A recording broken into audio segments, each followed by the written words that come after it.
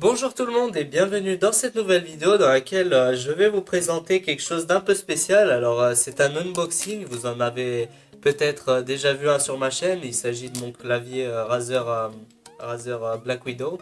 Alors maintenant, sachant que mon ancienne souris est morte, alors c'est une Gigabyte M6800, quelque chose comme ça. C'est une souris que j'ai beaucoup utilisée et j'ai fait beaucoup de kills sur Counter-Strike avec. Mais sachant que le câble s'est cassé à ce niveau-là, j'ai dû la réparer, mais je la réutiliserai plus. Je l'ai réparée parce que j'aime pas garder les choses cassées.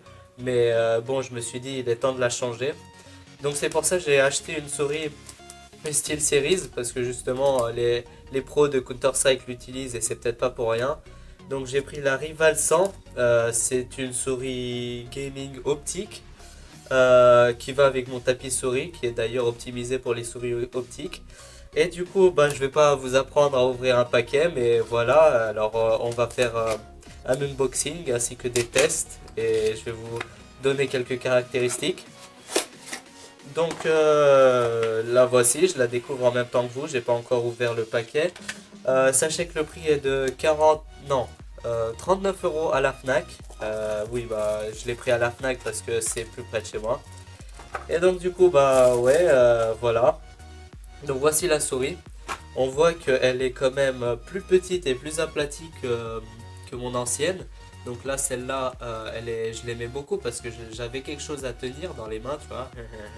Et alors que celle-là est largement plus petite, et le problème c'est qu'elle est optimisée pas seulement pour les droitiers. Vous voyez qu'elle a un profil nettement moins creusé de ce côté parce que justement c'est une souris ambidextre.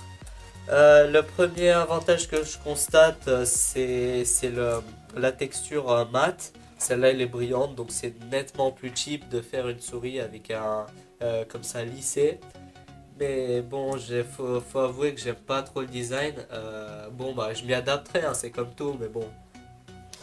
Et il va falloir que je m'entraîne beaucoup avant de regagner mon skill avec celle-là, parce que du coup, l'accélération, ma sensibilité, ça sera pas exactement pareil. Et ça va pas être bon pour mon style de jeu. Mais bon, deuxième avantage, on voit que le câble, bon déjà c'est un peu caca parce que c'est pas du câble tressé. D'ailleurs c'est à cause de ça que ce câble s'est cassé. C'est un câble vraiment très rigide et à force de le tordre comme ça et faire des décales avec la souris, il s'est cassé à ce niveau. C'est pour ça que j'espère que celle-là est beaucoup plus fiable niveau câble. Mais du coup, vu que le câble est plus beau, ça sera beaucoup plus facile. Alors maintenant on va aller sur mon PC, on va la tester et on va voir la prise en main, les performances et le style de jeu, ce que ça donne dans Counter-Strike. Et puis en ce qui concerne la moto que vous attendez tous, comme vous pouvez le voir, hier j'ai fabriqué le réservoir. Alors vous imaginez même pas à quel point j'ai galéré pour le faire. J'ai découpé la forme dans la tôle que vous voyez là-bas et j'ai soudé les bords à l'étain, mais c'est un travail de fou parce que la tôle elle se déforme pas comme il faut et bon bref.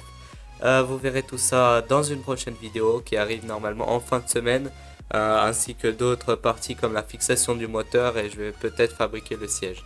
Alors voici ce que ça donne quand elle est branchée. Donc on remarque que le rétroéclairage derrière et sur la molette est très soigné et très homogène.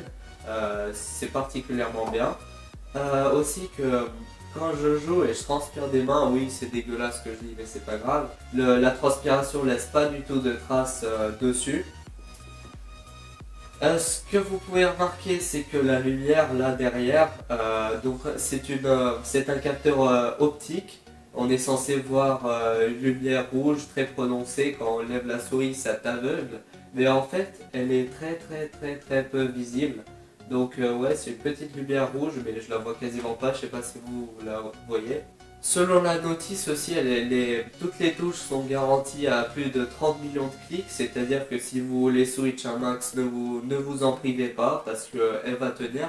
Et la garantie est aussi de 2 ans, donc vous risquez pas de la casser.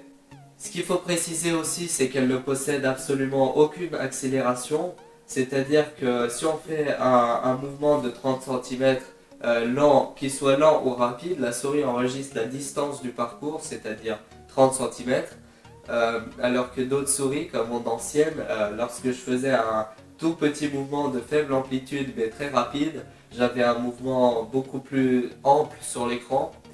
Même si je décoche l'accélération Windows, l'accélération dans les jeux et l'entrée raw input, je crois que ça s'appelle, c'est l'entrée de l'accélération Windows dans le jeu.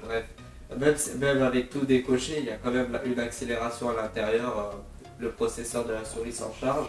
Et donc sur ce, je vous laisse sur quelques petits kills en match à mort parce que pour tester la souris. Mais sachez que oui, j'ai un peu de problème pour m'y habituer parce que justement les mouvements sont pas les mêmes, l'amplitude n'est pas la même et donc il me faudra un peu de temps pour me recalibrer.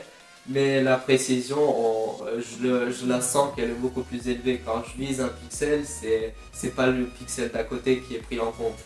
Et donc je vous dis au revoir à tous et à bientôt pour une nouvelle vidéo.